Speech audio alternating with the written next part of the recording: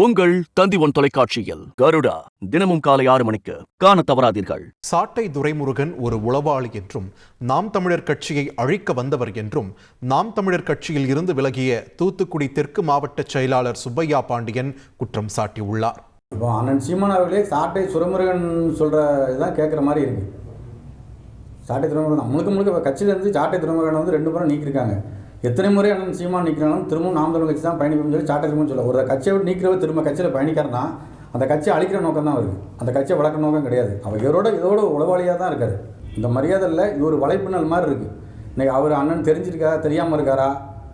இப்போ நமக்கே தெரியுது சாட்டை துரைமுருகன் சரியான நபர் கிடையாதுன்னு தெரியுது. தெரிஞ்சுமே இந்த அளவுக்கு இடம் கொடுக்கறதா என்னன்னு தெரியல. அது மர்மமாக இருக்குது. தொடர்ந்து வெளியேற நிர்வாகிகளை பூரா இருக்க சாட்டை துரைமுருகன் தான் சொல்லுவாங்க. இப்போ நான் சாட்டை துரைமுருகன் மேலே குற்றச்சாட்டு வச்சாலே கட்சியில் இருக்க 99% நிர்வாகி வந்து அதை ஆதரிப்பாங்க. மிகச்சிறந்த படிப்பாளி, ஆகச்சிறந்த பேச்சாளர், மிக மோசமான நிர்வாகி. உங்கள் தந்தி1 தொலைக்காட்சியில் கருடா தினமும் காலை 6 மணிக்கு காண தவறாதீர்கள்.